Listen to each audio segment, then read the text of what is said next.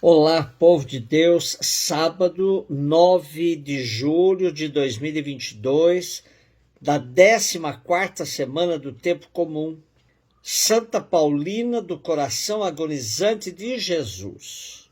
A nossa reflexão de hoje é a partir de Isaías 6, de 1 a 8 e Mateus 10, 24 a 33. No ano da morte do rei Osias, vi o Senhor sentado num trono de grande altura. O seu manto estendia-se pelo templo. Havia serafins de pé ao seu lado.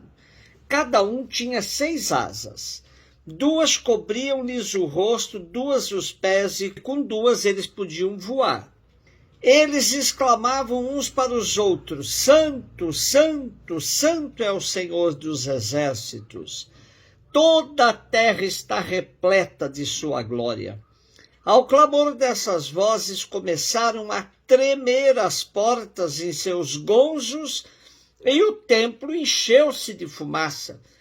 Disse eu então: ai de mim, estou perdido. Sou apenas um homem de lábios impuros, mas eu vi com meus olhos o Rei, o Senhor dos exércitos. Nisto, um dos serafins voou para mim, tendo na mão uma brasa que retirara do altar com uma tenaz. Tocou-me a boca, dizendo: assim que isto tocou teus lábios, desapareceu tua culpa e teu pecado está perdoado. Ouvi a voz do Senhor que dizia: quem enviarei? Quem irá por nós? E eu respondi: aqui estou, envia-me. A nossa perícope de hoje é o início da secção de Isaías conhecida como Livro do Emanuel, que compreende os capítulos de 6 a 12.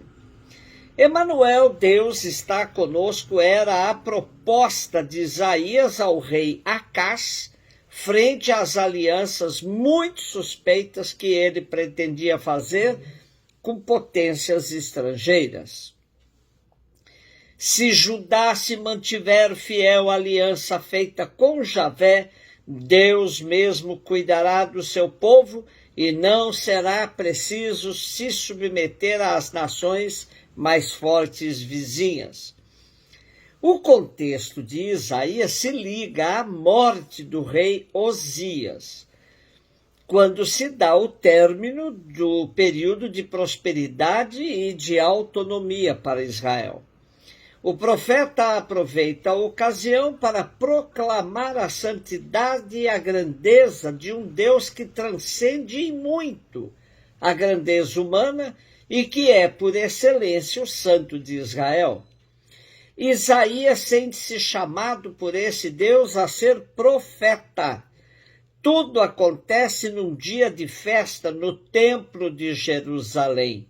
Isaías, no meio da assembleia, dá-se conta do seu carisma. Senaqueribe, rei assírio, que devastara 46 cidades e muitas aldeias, ameaçava Jerusalém.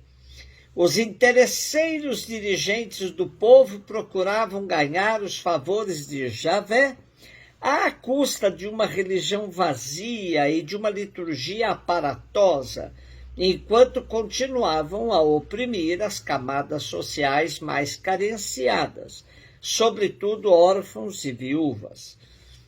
Estamos no século VIII a.C., com o velho Isaías, apresentando hoje, por meio de uma visão, sua vocação de profeta. Este relato mostra que o âmago de toda e qualquer vocação profética está no experimentar a transcendência e a santidade de Javé. Só a partir dessa experiência é que alguém pode reconhecer a própria relatividade. Como ele diz, estou perdido, e desvendar as ideologias que se tornaram absolutas. Assim, a segurança com que o profeta se sente porta-voz de Deus provém do reconhecimento que Javé é o único absoluto. Então ele fica sabendo com certeza de que é falso que se apresentem como absolutos outros. Dessa maneira, a crítica e o julgamento que o profeta lança são investidos de autoridade divina.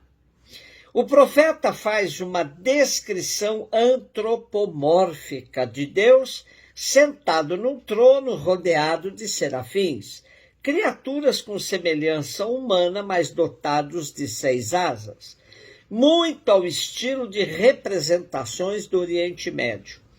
Mas a visão de Isaías diz muito mais. A tripla aclamação Santo, Santo, Santo procura expressar a infinita santidade de Deus, a sua transcendência, a sua absoluta alteridade em relação ao que é terreno. A vibração das portas do templo e a fumaça manifestam a presença de Deus. Isaías sente-se aterrado por causa da sua indignidade, devido a seus pecados e aos do povo.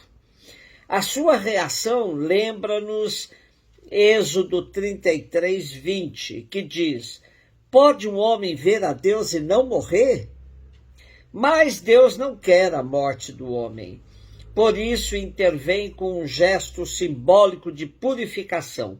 Deus interpela e chama Isaías para que, investido da glória e da santidade de Deus, vá profetizar em seu nome. Isaías corresponde com a total disponibilidade de quem se sabe invadido por um Deus que salva. Eis-me aqui, envia-me. Mateus 10, 24, 33. Disse Jesus aos seus discípulos: o discípulo não está acima do mestre, nem o servo acima de seu senhor. Para o discípulo basta ser como seu mestre, para o servo ser como o senhor. Se ao dono da casa eles chamaram de Belzebu, quanto mais aos seus familiares. Não tenhais medo deles, pois não há nada de encoberto que não seja revelado, e não há nada de escondido que não seja conhecido. O que vos digo na escuridão, dizei-o à luz do dia. O que escutais ao pé do ouvido, proclamai-o sobre os telhados. Não tenhais medo daqueles que matam o corpo, mas não podem matar a alma. Pelo contrário, temei aquele que pode destruir a alma e o corpo no inferno. Não se vendem 2 pardais por algumas moedas? No entanto, nenhum deles cai no chão sem o conhecimento do vosso Pai. Quanto a vós, até os cabelos da cabeça estão todos contados. Não tenhais medo. Vós valeis muito mais do que muitos pardais. Portanto, todo aquele que se declarar a meu favor diante dos homens, também eu me declararei em favor dele diante do meu Pai que está nos céus. Aquele, porém, que me negar diante dos homens, também eu o negarei diante do meu Pai que está nos céus. Continuamos no contexto do discurso missionário de Jesus do capítulo 10 de Mateus. Depois de uma série de exigências da missão apresentadas por Jesus aos seus discípulos, temos uma espécie de reforço e ânimo para que, apesar das dificuldades, os verdadeiros missionários não se deixem paralisar pelo medo. Nossa perícope de hoje apresenta 3 das 366 vezes que a expressão não tenhais medo aparece na Bíblia. Tal expressão estrutura o texto, revelando que a confiança deve prevalecer a qualquer obstáculo que aparecer na missão. Ainda que no momento presente os discípulos experimentem a vitória do mal que obscurece o bem, chegará o dia em que tudo será revelado e a vitória do Cristo se imporá. Os ensinamentos de Jesus, o seu evangelho, ainda não estão totalmente revelados, mas chegou a hora dos discípulos missionários trazerem à luz tudo o que aprenderam do Mestre. Tal revelação virá acompanhada de perseguição, mas nada de se deixar vencer pelo medo, porque no horizonte está o triunfo de Cristo. Por isso é preciso declarar-se a favor do Cristo agora, na história, para que sejamos também, por Cristo mesmo, declarado como seu discípulo missionário junto do Pai. Nesta confiança não se deve temer nem mesmo aqueles que podem nos tirar a vida terrena, pois a vida que vale, a que está junto de Deus, essa nenhum inimigo nos poderá tirar. Portanto, não nos deixemos paralisar pelo medo, ainda que estejamos frente a frente com aqueles que amam mais as armas que as pessoas. Um beijo no seu coração.